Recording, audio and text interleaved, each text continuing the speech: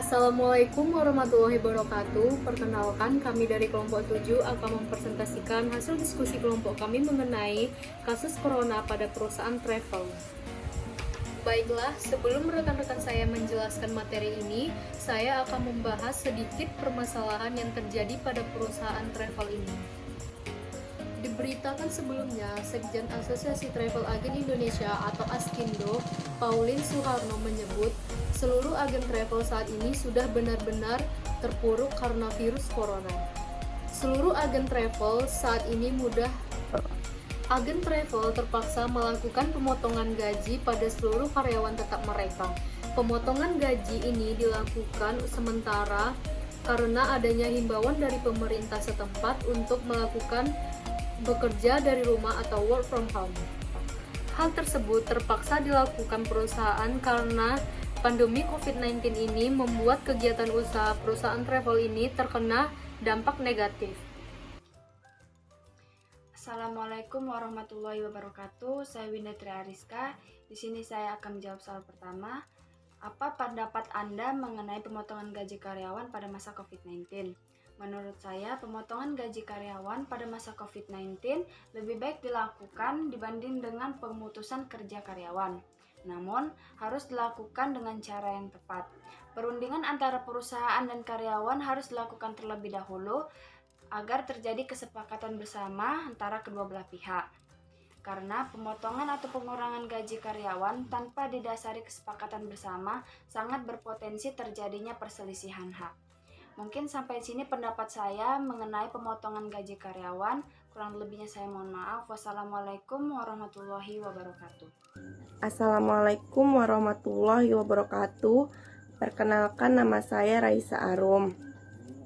Saya akan menjawab pertanyaan nomor 2. Apa yang sebaiknya dilakukan pemerintah menangani masalah?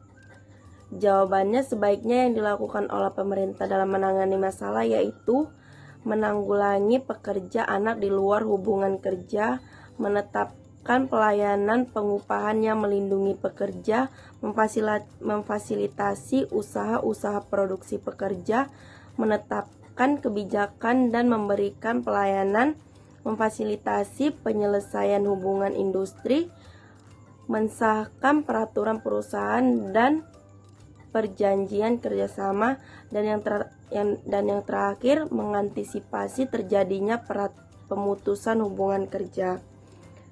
Sekian dari saya. Assalamualaikum warahmatullahi wabarakatuh. Assalamualaikum warahmatullahi wabarakatuh. Perkenalkan, nama saya Nita Wulandari, NPM 1805-160335. Di sini saya akan menjawab pertanyaan nomor 3, yaitu dari kasus perusahaan travel ada 4 faktor yang mempengaruhi pemberian kompensasi. Yang pertama yaitu perhimpunan buruh, di mana keinginan para pegawai belum memperoleh hasil yang sama dari komponen lain dari perusahaan. Misalnya, di dalam perusahaan travel adanya pemotongan gaji karyawan yang disebabkan oleh virus corona sehingga karyawan tidak menerima gaji dengan utuh. Yang kedua yaitu kemampuan untuk membayar. Dalam perusahaan travel harus memperhitungkan besarnya biaya yang harus dikeluarkan untuk upah dan kompensasi karyawan sesuai dengan kinerja karyawan. Yang ketiga yaitu pemerintah. Pemerintah harus membuat undang-undang umum tentang pemburuan sesuai dengan hasil kerja dan upah yang dikeluarkan oleh perusahaan. Yang keempat yaitu skala upah umum yang berlaku, di mana perusahaan travel dapat mengacu terhadap organisasi yang sederajat untuk mengeluarkan upah ataupun kompensasi yang diberikan kepada karyawan. Demikianlah jawaban dari saya. Assalamualaikum warahmatullahi wabarakatuh. Assalamualaikum warahmatullahi wabarakatuh. Nama saya Nur Widyasari.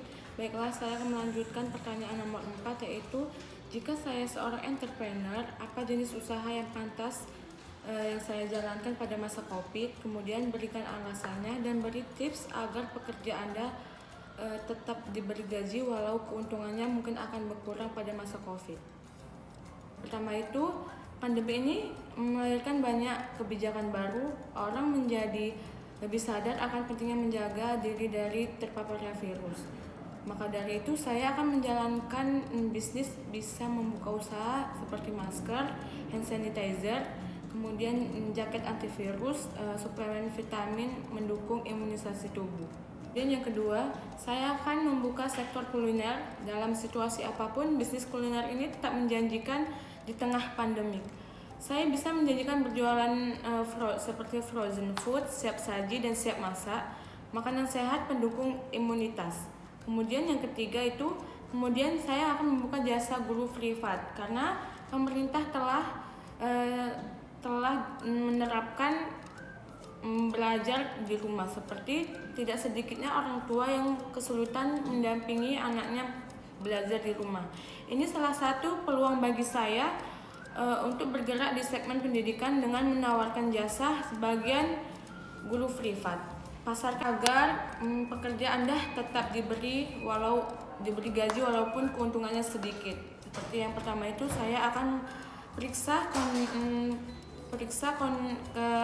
kondisi keuangan bisnis. Saya akan melakukan pengecekan mendalam terhadap kondisi keuangan bisnis. Salah satunya penting yang perlu saya periksa adalah kondisi likuiditas. Yang kedua itu, beri pengertian pada karyawan. Saya akan ajak bicara karyawan Anda untuk turut bahu-membahu, saling membantu, memperkuat diri di masa yang berat ini. Kemudian saya akan menerapkan strategi yang paling tepat yang... Assalamualaikum warahmatullahi wabarakatuh. Nama saya Malarobia Pasaribu, kelas 7E Manajemen Malam. Di sini saya akan menjawab soal nomor 5. Jika Anda seorang pengusaha, apa peraturan yang Anda berlakukan bagi pekerja Anda yang melakukan kerja di rumah atau WFH, sehingga Anda tetap akan memberikan gaji yang layak kepada pekerja dan pekerja Anda tetap diberi gaji walaupun di rumah. Jadi peraturan yang pertama itu harus melaporkan pekerjaan setiap harinya dengan hasil maksimal. Yang kedua, dokumentasi untuk pekerjaan setiap harinya. Yang ketiga, setiap masuk jam kerja harus melakukan absensi di perusahaan. Yang keempat, disiplin saat bekerja. Yang kelima, perusahaan tidak menerima toleransi atas ketidakhadiran karena semua telah dimudahkan dengan teknologi digital. Sekian dari saya. Assalamualaikum. Baiklah, sekian presentasi dari kelompok kami. Apabila ada kesalahan, kami mohon maaf. Kami akhiri dengan Assalamualaikum warahmatullahi wabarakatuh.